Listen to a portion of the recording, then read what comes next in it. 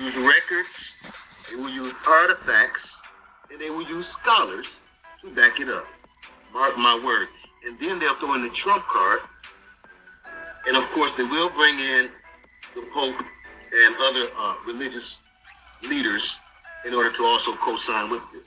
And this is the same trick, the "you are God's" trick, being played in a very slick and stylized way for the new age, for this Aquarian age generation, for the new information age young people.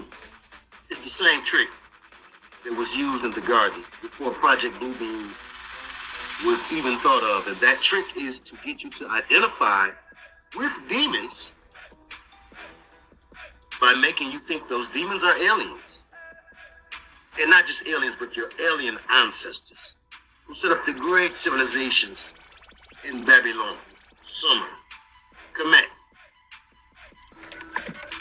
And the imagery that we have seen from E.T. was aimed at the masses, aimed at pop culture, trying to get the average bear square to buy that idea, low-key, that the aliens are gods. That's why you have the iconic picture from the movie of E.T.'s finger touching Elliot's finger, the little boy. E.T., Elliot, E.T. Okay, showing that they were one and the same. There's even a scene where the little boy gets possessed by E.T. But Michelangelo's famous painting on the Sistine Chapel also shows man touching with God. Now, let's look at this part. But of course, this man touching with God is not supposed to be a metaphor or an analogy for man coming closer to God, which would be all good. It is a metaphor for man becoming one, hence the one finger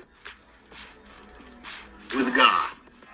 In other words, from their perspective, and again, don't shade it the way you believe it.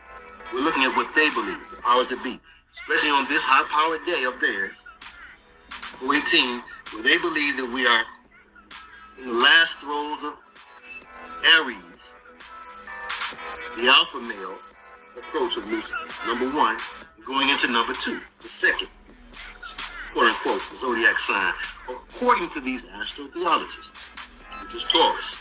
And they believe that both of these signs are explosive signs. Interesting. Both horned signs. Both representations of Lucifer, like all of the signs are, but these are the breakthrough signs, if you will. Number one and number two. The first male and the first female, according to their theological beliefs. Now, just like we said is going to happen more in mass and more in media, it's happening now behind closed doors. It's been happening. You're going to see how all of the different religious leaders are actually tied into one brotherhood under Lucifer, whether they are black, white, or Chinaman. The popes, priests, shaman of this world keep the tradition of keeping contact. You believe in contact? And often they keep a secret or sacred, same word, tradition of exchanging things with these quote-unquote gods, exchanging things with the demons, and covertly allowing and bringing sacrifices to those gods. It's like in ancient times, giving sacrifices to these demon spirits in order to appease their wrath and keep them from attacking the tribe. Now, this goes back. Perhaps some of you have heard of Quedo Mutwa. Quedo Mutwa is supposed to have been the Zulu shaman from the 20th century, the latter-day shaman who had begun to drum up somewhat of a presence on the internet because of his exposure to the masses by David Icke, who's the most dubious character, to say the least. Certainly involved in psyops, certainly a double agent, but also certainly a disinformationist supreme, where he is given certain true things to say. So he is allowed to speak on the manifestation of this reptilian or serpentine demon. One demon of many. And a demon, like when Worley said, that was more known to attach itself to certain tribes. You know this. Think about the Orishas, the Jinn, Based on your certain practices, you are more likely to encourage or attract certain demons. Based on your ethnicity, based on your background, the sins of the father, going back to the 4th and 5th, 6th. There was also a movie made, very popular in the 70s, that also helped for a particular